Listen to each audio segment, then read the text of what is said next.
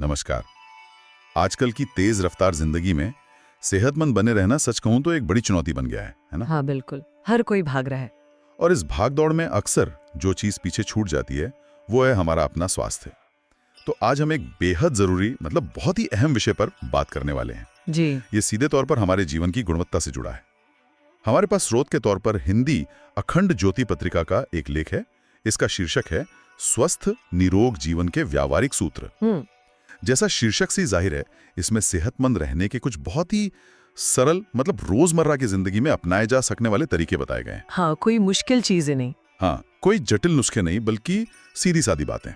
तो चलिए इन सूत्रों को जरा गहराई से समझते हैं और देखते हैं कि ये हमारे लिए कितने काम के हो सकते हैं। हाँ बिल्कुल। और ये लेख एक बहुत बुनियादी लेकिन बहुत जरूरी बात पर जोर देता है कि अच्छा स्वास्थ्य असल में एक संतुलित और धैर्य वाले जीवन का आधार है। नींव है एक तरह से। हाँ बिल्कुल नींव। अक्सर हम सेहत को लेकर बड़ी बड़ी बातें सोचते हैं, मुश्किल डाइट प्लान या बहुत ज्यादा कसरत, पता नहीं क्या क्या। सही बात है। लेकिन ये लेख कहता है कि मामला उतना जटिल है ही नहीं। असल में बस नियमितता, थोड़ा सा आत्मनियंत्रण, सही भोजन का चुनाव और थोड़ी सी शारीरिक मेहनत, बस इन्हीं चीजों से एक मजबूत नींव तैयार होती है। जैसे किसी इमारत के लिए एक मजबूत बुनियाद जरूरी है, वैसे ही। बिल्कुल। और बुनियाद का पहला पत्थर अक्सर होता है हमारा खान पान। जी। लेख भी यहीं से शुरुआत करता है। पहला सूत्र बताया गया है, मौसम के फल और सब्जियां जरूर खाएं। अब ये बात तो हम सबने बचपन से सुनी है। हाँ, सुनते तो आए हैं। तो क्या लेख इसमें कुछ खास वजह बताता है कि क्यों ये मौसमी चीजें इतनी जरूरी हैं? कुछ अलग? हाँ बिल्कुल। ये सिर्फ सुनने वाली बात नहीं है, इसके पीछे ठोस कारण है जो लेख बताता है। देखिए, जब हम मौसमी फल और सब्जियां खाते हैं तो पहली बात तो ये कि वो ताजी होती हैं, उनका स्वाद बेहतर होता है। हाँ, ये तो है। लेकिन इससे भी ज्यादा महत्वपूर्ण ये है कि प्रकृति ने उन्हें इस तरह डिजाइन किया है कि उनमें ठीक वही पोषक तत्व ज्यादा मात्रा में होते हैं जिनकी हमारे शरीर को उस खास मौसम की चुनौतियों का सामना करने के लिए जरूरत होती है। अच्छा, जैसे कि क्या कोई उदाहरण दिया गया है लेख में? या मतलब लेख सीधे उदाहरण तो नहीं देता, लेकिन आप सोचिए ना, जैसे सर्दियों में हमें ज्यादा विटामिन सी वाली चीजें मिलती हैं, संतरा वगैरह, हाँ। जो इम्यूनिटी बढ़ाती हैं। हाँ, सही।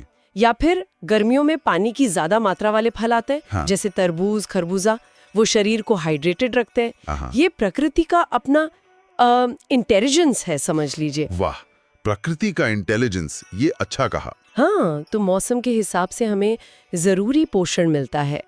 तो मौसमी खाना मतलब प्रकृति के साथ तालमेल बिठाना। ये तो बहुत दिलचस्प पहलू है। और दूसरी बात, लेख संतुलित आहार पर बहुत जोर देता है, यानी प्रोटीन, विटामिन्स, मिनरल्स, कार्बोहाइड्रेट्स, सब कुछ मतलब सही अनुपात में। Balance diet. हाँ, बैलेंस डाइट। इसका फायदा दोहरा है। एक तो शरीर को सही पोषण मिलता है, वो ठीक से काम करता है। दूसरा, और ये बहुत महत्वपूर्ण है, संतुलित भोजन मन को भी शांत और स्थिर रखने में मदद करता है। अच्छा, यानी भोजन का सीधा असर हमारे मूड और मानसिक स्थिति पर, ये कैसे होता है? थोड़ा बताएंगे? बिल्कुल, सीधा असर। लेख इसी कनेक्शन पर जोर देता है। सोचिए, अगर बहुत भारी तला भुना या जंक फूड खा लिया जाए तो अक्सर कैसा महसूस होता है? हाँ, वो सुस्ती सी आ जाती है, भारीपन लगता है। हाँ, सुस्ती आती है, पेट में भारीपन लगता है, कभी कभी बेचैनी भी होती है। वहीं हल्का सुपाच्य और पौष्टिक भोजन खाने के बाद ताजगी और हल्कापन महसूस होता है ना? हाँ, होता है। तो लेख का इशारा यही है कि भोजन सिर्फ पेट नहीं भरता, वो हमारे मन की स्थिति को भी प्रभावित करता है। गलत खानपान से शारीरिक बेचैनी के साथ साथ मानसिक अस्थिरता भी आ सकती है। इसलिए भोजन सोच समझकर चुनना बहुत जरूरी है। ये बात तो ध्यान रखने वाली है। अच्छा, खान-पान के बाद आते हैं शारीरिक सक्रियता पर। आजकल की जीवन शैली खासकर शहरों में ऐसी हो गई है कि घंटों एक ही जगह बैठे रहना। हाँ, बैठे रहना पड़ता है, ऑफिस में, कंप्यूटर के सामने या गाड़ी चलाते हुए। इस बारे में लेख का क्या नजरिया है? लेख इस बैठे रहने वाली जीवन शैली को सेहत के लिए बिल्कुल अच्छा नहीं मानता। वो साफ कहता है कि शरीर को सक्रिय रखना जरूरी है, नियमित रूप से व्यायाम करना चाहिए। लेकिन अच्छी बात यह है कि लेख डराता नहीं है। ऐसा नहीं है कि आपको जिम जाकर घंटों पसीना बहाना ही पड़ेगा या मैराथन दौड़नी पड़ेगी, वो सब करने की जरूरत नहीं है। अच्छा, तो फिर क्या विकल्प सुझाता है लेख? क्या करें? विकल्प बहुत सरल है। रोजाना थोड़ा समय टहलने के लिए निकालना, सुबह या शाम। अगर संभव हो तो योग के कुछ आसान आसन करना, प्राणायाम का अभ्यास करना, प्राणायाम। हाँ, या फिर अपनी पसंद और क्षमता के अनुसार कोई भी शारीरिक गतिविधि जैसे तैरना, साइकिल चलाना या थोड़ा खेलकूद। लेख का मूल मंत्र है, तीव्रता से ज्यादा जरूरी है नियमितता। नियमितता, कंसिस्टेंसी। हाँ, कंसिस्टेंसी। भले ही आप रोज सिर्फ 15-20 मिनट टहलें, लेकिन अगर नियमित रूप से करते हैं तो उसका फायदा जरूर मिलेगा, थोड़ा थोड़ा रोज। आपने प्राणायाम का जिक्र किया। कई लोग इसे सिर्फ सांस अंदर बाहर करने की कसरत समझते हैं। क्या लेख इसे कुछ और गहराई से देखता है? हाँ, बिल्कुल। लेख प्राणायाम को सिर्फ सांस की कसरत से कहीं ज्यादा मानता है। देखिए, गहरी लयबद्ध सांस लेना जो प्राणायाम का आधार है, वो सिर्फ फेफड़ों को मजबूत नहीं करता। अच्छा। इससे शरीर की हर कोशिका तक, हर सेल तक ऑक्सीजन का प्रवाह बेहतर होता है। सोचिए, जब हर सेल को भरपूर ऑक्सीजन मिलेगी तो पूरा सिस्टम ही बेहतर काम करेगा ना। हाँ, ये तो लॉजिकल है। और इसके शारीरिक फायदों के अलावा कुछ और भी? बिल्कुल। लेख इसके मानसिक और भावनात्मक फायदों पर भी जोर देता है। नियमित प्राणायाम से न सिर्फ शारीरिक ऊर्जा बढ़ती है, बल्कि मानसिक तनाव कम होता है। तनाव कम होता है? कैसे? ऐसा इसलिए क्योंकि गहरी सांस लेने से हमारा नर्वस सिस्टम शांत होता है। इससे फोकस करने की क्षमता सुधरती है, मन ज्यादा स्थिर रहता है। तो ये एक ऐसी क्रिया है जो तन और मन दोनों का पोषण करती है। ये सिर्फ शारीरिक व्यायाम नहीं, बल्कि मानसिक शांति पाने का भी एक शक्तिशाली जरिया है। प्राणायाम से तनाव कम होने की बात आपने कही, और आजकल तनाव तो जैसे जीवन का हिस्सा ही बन गया है। हाँ, ये तो है। काम का दबाव, रिश्तों की उलझनें, भविष्य की चिंताएं। क्या लेख आराम करने और तनाव को मैनेज करने के बारे में भी कुछ मार्गदर्शन देता है? हाँ, बिल्कुल। लेख आराम के महत्व को रेखांकित करता है, खासकर पर्याप्त नींद को। आजकल लोग अक्सर नींद को नजरअंदाज कर देते हैं। देर रात तक जागना ये आम बात हो गई है। हाँ, स्क्रीन टाइम भी बढ़ गया है। बहुत ज्यादा। लेकिन लेख स्पष्ट करता है कि नींद की कमी का सीधा और बुरा असर हमारी सेहत पर पड़ता है, शारीरिक भी और मानसिक भी। शरीर को मरम्मत और रिचार्ज होने के लिए पर्याप्त नींद जरूरी है, बहुत जरूरी। नींद के अलावा तनाव कम करने के लिए और क्या सुझाव हैं लेख में? यहाँ लेख एक बहुत ही सकारात्मक नजरिया अपनाता है। वो सिर्फ तनाव कम करने की बात नहीं करता, बल्कि ऐसी आदतें अपनाने की सलाह देता है जिनसे तनाव अपने आप कम होने लगे। ये आदतें असल में हमारे मन को व्यस्त और सकारात्मक दिशा में ले जाती हैं। अच्छा, किस तरह की आदतें? जैसे रोज कुछ नया सीखने की कोशिश करना, चाहे वो कोई नई भाषा हो, कोई स्किल हो, या सिर्फ दुनिया के बारे में कुछ नया जानना। कुछ भी? हाँ, कुछ भी। इससे दिमाग सक्रिय रहता है, उसमें नए कनेक्शंस बनते हैं। दूसरी आदत है अच्छी किताबें पढ़ना। साहित्य, ज्ञान, विज्ञान, जो भी रुचि हो, पढ़ने से विचार विस्तृत होते हैं, नई दृष्टियां मिलती हैं। हाँ, ये तो है। और तीसरी चीज है लोगों से मिलना जुलना, स्वस्थ सामाजिक संबंध बनाना।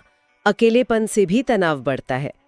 इन आदतों से जीवन में एक ताजगी आती है, एक उद्देश्य मिलता है, और मन नकारात्मक विचारों से हटकर रचनात्मक चीजों में लगता है। नतीजा, तनाव धीरे धीरे कम होने लगता है। ये रोज कुछ नया सीखने और पढ़ने वाली बात मुझे बहुत अच्छी लगी। ये तनाव कम करने का कितना रचनात्मक और सकारात्मक तरीका है ना? हाँ, इसी से जुड़ा एक और पहलू है सकारात्मक सोच, पॉजिटिव थिंकिंग। लेख में इसका भी जिक्र है। क्या ये वही आम बात है कि अच्छा सोचो सब अच्छा होगा, या इसका कोई गहरा मतलब है? ये उससे कहीं ज्यादा गहरा है। लेख सिर्फ आशावादी होने या अच्छा सोचने की बात नहीं कर रहा। इसका मतलब है मुश्किल परिस्थितियों में भी अपना मानसिक संतुलन बनाए रखने की क्षमता विकसित करना। Mental balance. हाँ, मेंटल बैलेंस। जीवन में उतार चढ़ाव तो आएंगे ही, चुनौतियां भी होंगी।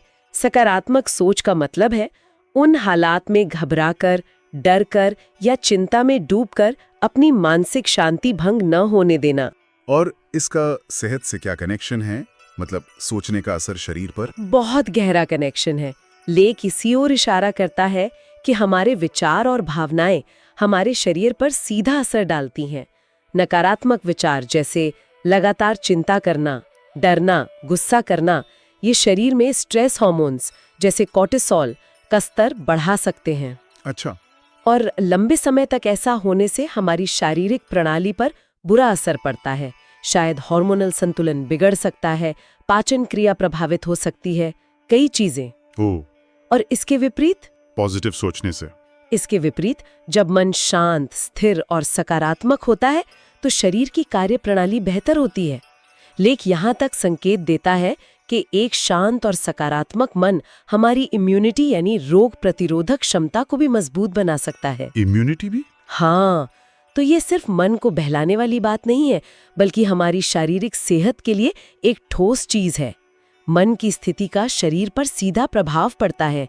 ये बात अब तो विज्ञान भी मानने लगा है। ये तो बहुत महत्वपूर्ण बात है। और एक और जरूरी पहलू जो शायद इस सब में छुपा है वो है बचाव, प्रिवेंशन। हाँ, यानी बीमार होने का इंतजार करने के बजाय पहले से ही सेहत का ध्यान रखना। क्या लेख इस पे जोर देता है? बिल्कुल। आप कह सकते हैं कि यही इस लेख का सार है, उसका केंद्रीय संदेश। क्रक्स। अच्छा, स्वास्थ्य का ध्यान तब रखना है जब हम स्वस्थ हैं, ना कि तब जब कोई बीमारी घेर ले। अक्सर हमारी आदत होती है कि हम छोटे मोटी दिक्कतों को नजरअंदाज कर देते हैं। हाँ, इग्नोर कर देते हैं। हाँ, थोड़ी सी थकान महसूस हुई, सोचा काम ज्यादा है, हाजमे में थोड़ी गड़बड़ हुई, कुछ घरेलू नुस्खा कर लिया, नींद ठीक से नहीं आ रही, चलो कोई बात नहीं, कल सो लेंगे। ऐसा ही करते हैं ना? हाँ, ऐसा होता है अक्सर, हम टालते रहते हैं। और लेख इसी लापरवाही के प्रति आगाह करता है। वो कहता है कि यही छोटी छोटी दिखने वाली दिक्कतें अगर लगातार बनी रहें तो आगे चलकर किसी बड़ी बीमारी का रूप ले सकती हैं। और जब बीमारी बड़ी हो जाती है तो उसका इलाज न सिर्फ महंगा होता है बल्कि शारीरिक और मानसिक रूप से कष्टदायक भी होता है। तो ये जो सरल सूत्र लेख ने बताए हैं, सही खान-पान, नियमित शारीरिक गतिविधि, पर्याप्त आराम, तनाव प्रबंधन और सकारात्मक सोच, ये असल में बचाव के उपाय हैं। Preventive measures. हाँ, प्रिवेंटिव मेजर्स। ये हमें डॉक्टर, अस्पताल और दवाइयों से दूर रखने में मदद कर सकते हैं।